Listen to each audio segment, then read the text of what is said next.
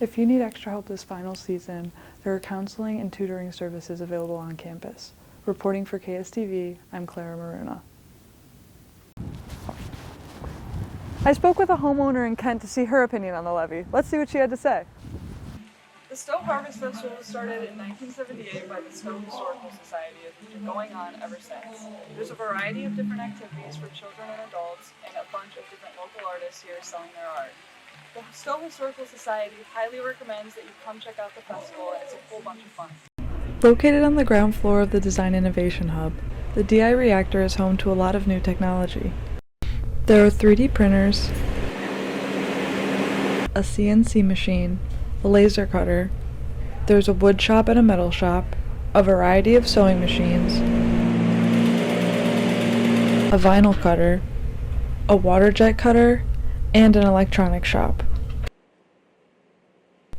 Some of the machines require training prior to use, but all are available to Kent State students. In addition to the traditional making shops, the reactor is home to multimedia technology, including the Blank Lab, which is an immersive interactive screen.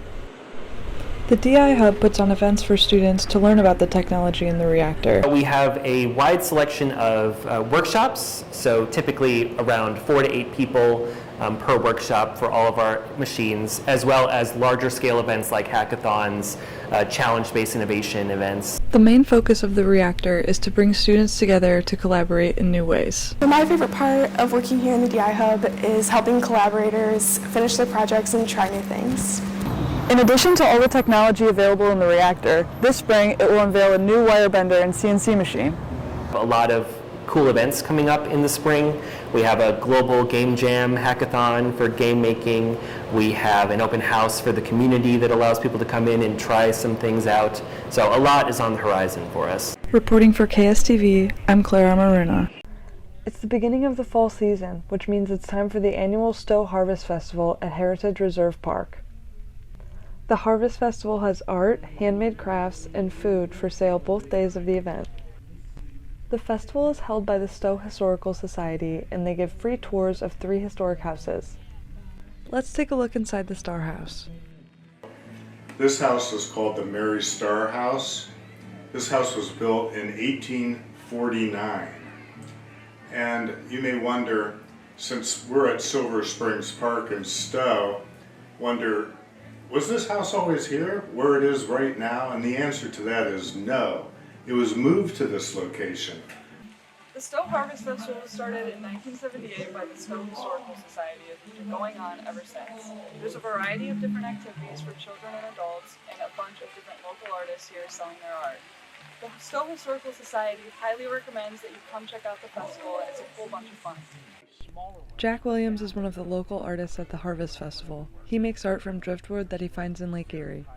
It's like being in an arts and crafts class all the time without teachers yelling at you, so it works out well.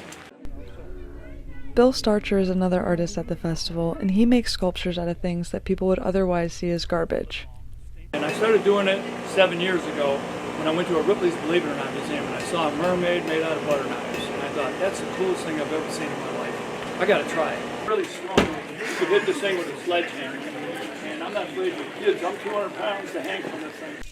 If you weren't able to make it this time, the Stowe Historical Society hopes to see you next year. Reporting for KSTV, I'm Clara Maruna. Final season can be a stressful time for students. The semester is coming to an end and the due dates of final exams and projects are right around the corner. Recently, with finals coming up, just all the exams, projects, group projects are a big thing that I am struggling with right now, causing a lot of stress.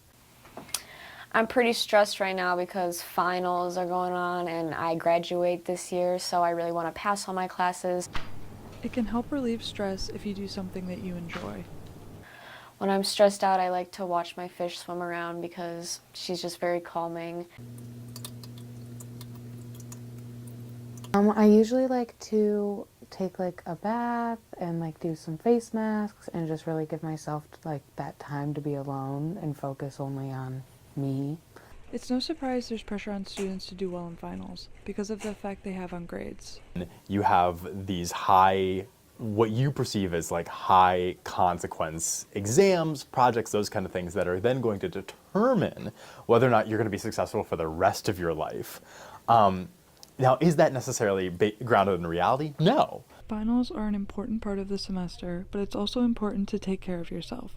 Not that everyone should allow themselves to fail at something, but allowing yourself to fail at something is a really, really big lesson. If you need extra help this final season, there are counseling and tutoring services available on campus. Reporting for KSTV, I'm Clara Maruna.